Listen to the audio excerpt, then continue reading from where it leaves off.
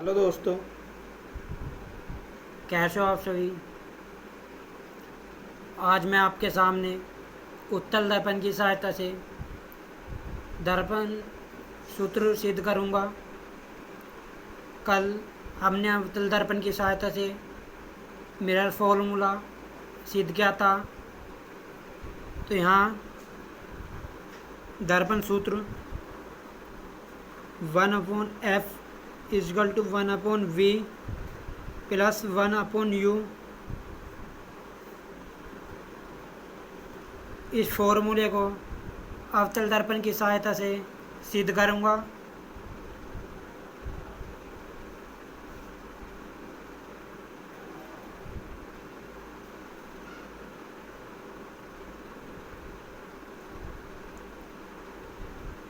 यह अवतल दर्पण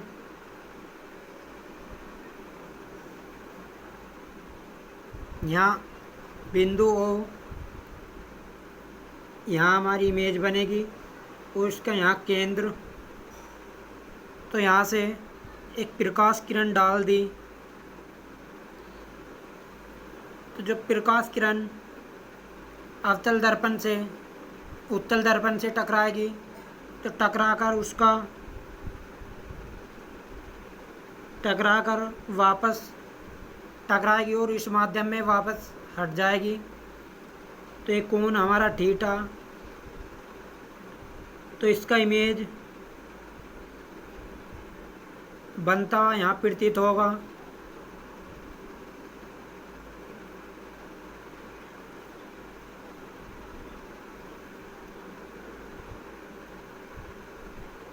और यहाँ हमारा P डैश, यहाँ P, तो यहाँ हमने एक अभिलंब खींच दिया, अभिलंब डाल दिया। तो ये हमारा, जब ये थीटा कोण, तो ये भी हमारा थीटा कोण हो जाएगा। और ये भी थीटा, ये कोण हमारा अल्फा, ये बीटा, ये गामा। तो ये M2 M1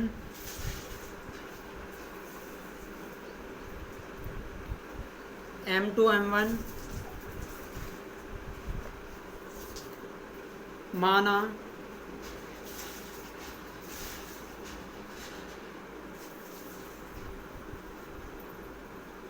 M1 M2 एक अवतल दर्पण है जिसका द्वारक बहुत छोटा है।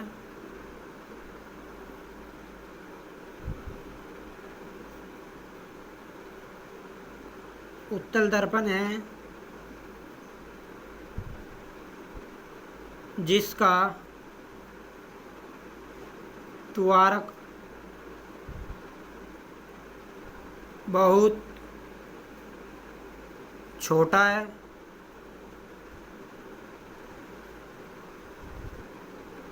P dash nearly equal to PK, P nearly P dash K, P और P डैश बहुत पास हैं। तो इसमें हो जाएगा एंगल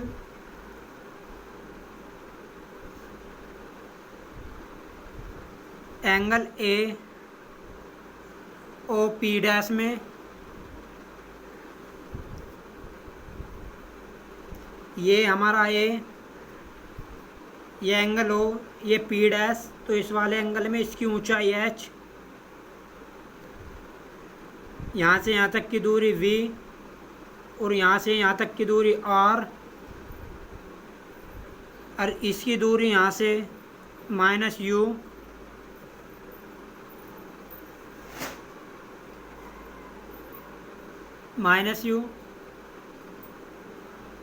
तो यहाँ हो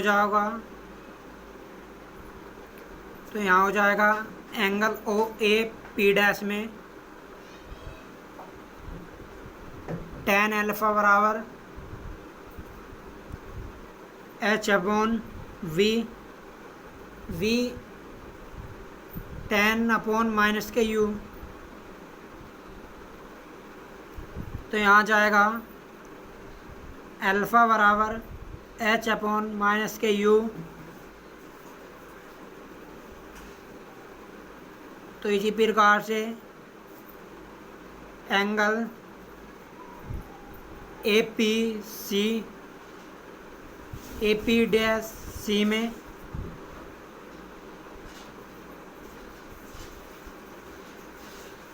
में तो यहाँ हो जाएगा टेन बीटा बराबर एच अपॉन वी। तो यहाँ हमने v प्लस का इसलिए लिया है क्योंकि दर्पण के राइट हैंड साइड में v है और दर्पण के लेफ्ट हैंड साइड में u है, तो इसलिए v प्लस का u माइनस का।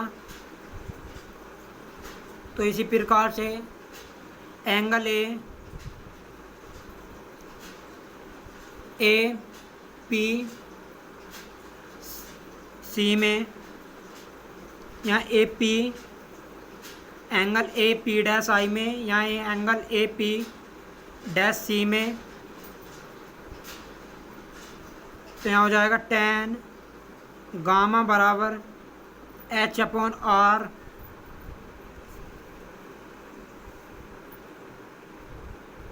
तो इसी प्रकार से अल्फ़ा बीटा गामा बहुत छोटे कोण हैं।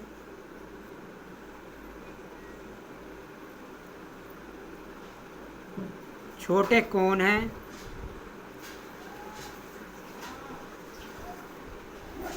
तो यहाँ मैं एक कोण बाहर निकाल लूँगा।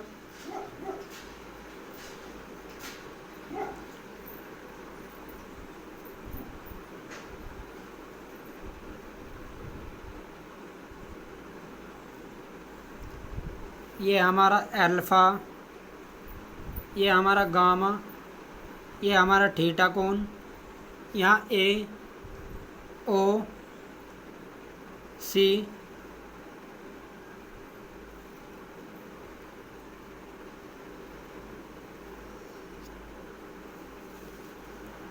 आइए इधर कर देता हूँ मैं। तो यहाँ हो जाएगा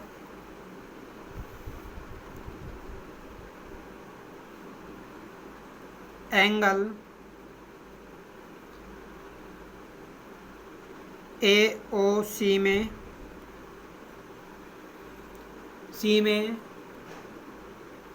ये 22 कोण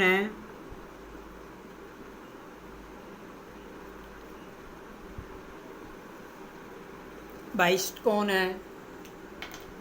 तो जब 22 कोण है तो यहाँ हो जाएगा थीटा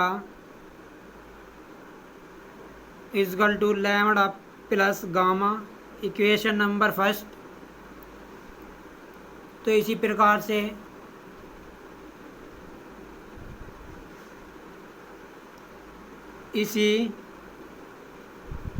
से यहाँ एक त्रिभुज और निकाल लूँगा।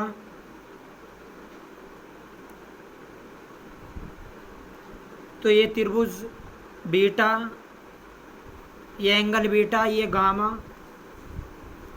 ये थीटा। तो यहाँ ए सी, तो यहाँ भी इसी प्रकार से यहाँ हो जाएगा beta equal to theta plus gamma.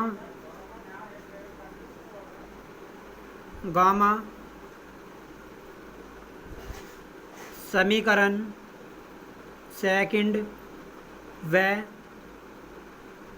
समीकरण फर्स्ट को घटाने पर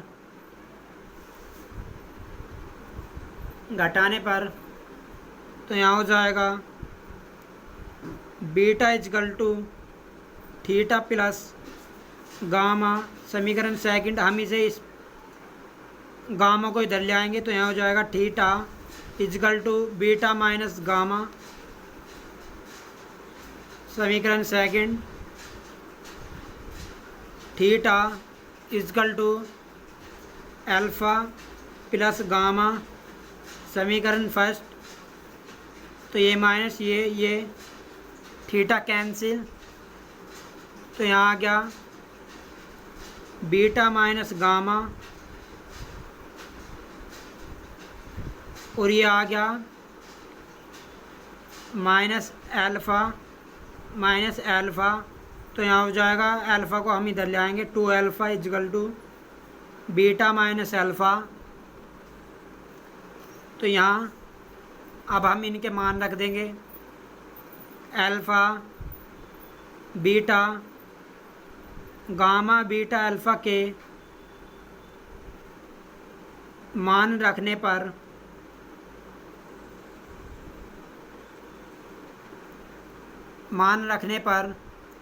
तो यहाँ हमारा गामा का मान 2 H/R बराबर बीटा का मान हमारा H/V, फिर प्लस माइनस अल्फ़ा का मान है हमारा H/ माइनस के U, H/माइनस के U। तो यहाँ H कॉमन यहाँ बचेगा, 2/R equal to 1/V minus minus plus H/1/U। और चूँकि R बराबर 2F, तो यहाँ जाएगा 2/2F is equal to 1/V plus 1/U। 2 से 2 कैंसिल, तो यहाँ हो जाएगा 1/F equal to 1/V plus 1/U।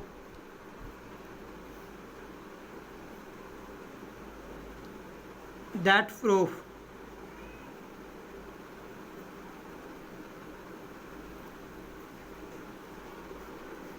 यही हमें सिद्ध करना था।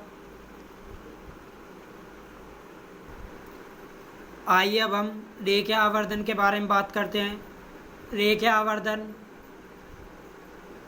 यह होता है प्रतिबिंब की लंबाई व वस्तु की लंबाई के अनुपात को आवर्धन कहते हैं। इसे m से प्रदर्शित करते हैं। अतः m इजकल टू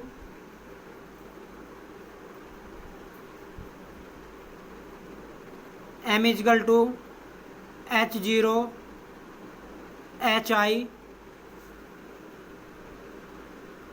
H0।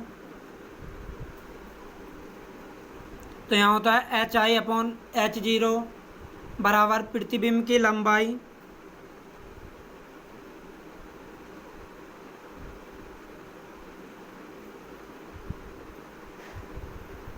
प्रतिबिंब